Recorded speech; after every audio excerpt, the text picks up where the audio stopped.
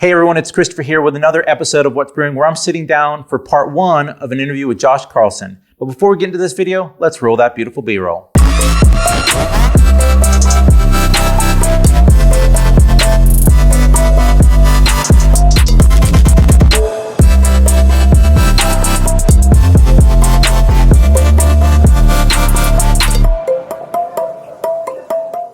Josh, thanks for joining us. Oh, thank you for having me.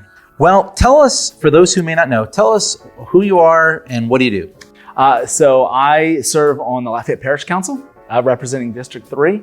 So I'm one of 5 members who represents all of Lafayette Parish and represent about 50,000 people in that district. Wow.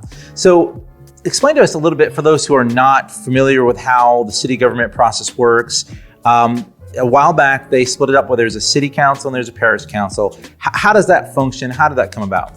It came about through some questions of if the city itself had appropriate representation, and if you had somebody living outside the city limits of Lafayette making decisions for the city.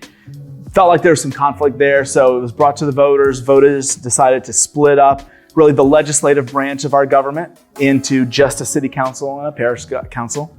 And but we've kept the executive branch, the mayor president, together. So he is the parish president and the mayor of the city of Lafayette. And so it's certainly brought some extra challenges, right? It's just a little more complex, but it's worked out well, where if it's a city-only issue, the city council decides it. If it's a parish issue, the parish council decides it. And some items are joint issues, right? They're funded by both the city and the parish monies. And so it is a decision made by both councils together. Yeah, and so of this new parish council, how many of them were new to that office? I mean, I knew the office was new. Did any of them move from the previous council to parish? One member of the parish council was part of the consolidated council before, Kevin Nakan.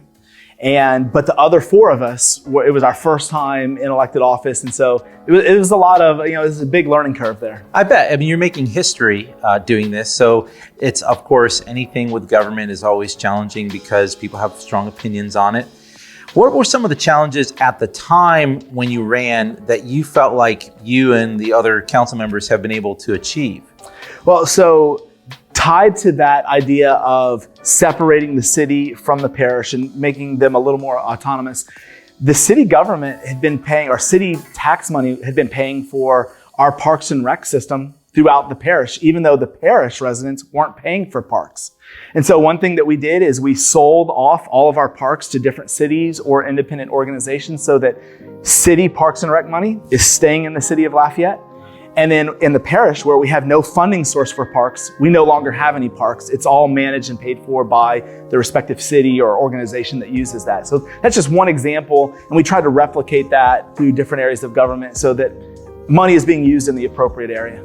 Now, I know another big thing, and I've seen this living in Broussard, that there's been a lot with the flooding. So back a few years ago, and even to this day, we still have some struggles with it, but it's increased a lot. That was a big thing then.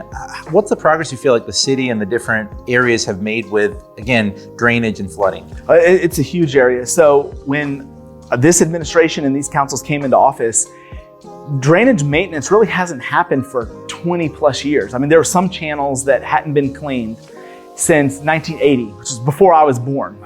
And then we're wondering why, if a tree fell in a hurricane 30 years ago, we're wondering why water's not flowing like it should. So we've dedicated a lot of resources, a lot of money, and not only to getting caught up on those routine maintenance projects, but also new detention and retention ponds, new structures to kind of go back to some older areas that didn't have those drainage controls built in place when those cities or neighborhoods were constructed, and saying, okay, how can we build a detention pond off to the side and maybe hold some of that water temporarily until it has time to drain. So we've really focused on that, and between state, federal, and local money, we have about $100 million over the last 2 years committed towards drainage projects. Obviously, this area is growing just rapidly. And with more homes and more cement, that water needs to go somewhere, and it's causing some problems because of the growth. And I think that's why it's been exaggerated recently. And I don't mean like people are exaggerating. I mean the problem has been exaggerated because there's so much more dense growth and population Just Broussard alone, places that were a random field for cane is now a subdivision with a school. No, you're right, and not to get off into the weeds of the details, but the new building requirements that have been put in place in all the cities and in Lafayette Parish say that however much water was flowing into a drainage channel before development, after development, only 85% of that same amount of water can flow. So in theory, moving forward, development should help with drainage because we are now holding that water in like a neighborhood detention pond instead of just sending it to a channel. So even if it was a sugarcane field before, and we were sending 100 gallons of water to a drainage coulee in a storm, now after development, you can only send 85 gallons of water to that drainage coulee. And so with that, and some of our other projects, like one of our projects is going to reduce the amount of water that's flowing down Coulee Ildacon to 1974 levels. So you're talking about one project is going to reverse about 50 years worth of development in how much water is flowing. That's going to have a huge impact on drainage. Now, we're going to wrap up here with this segment, but one more question. So if someone wants to learn a little bit more about the Lafayette Consolidated Government, where to find, obviously you're referencing some details and statistics, is there a website they can go to learn more about this? Absolutely. They can go to LafayetteLA.gov, or if they use the Go Vote app on their phone, they can put in their name, address, and find all of their elected officials from the governor down to their city and parish council member and everybody in between and get their contact info.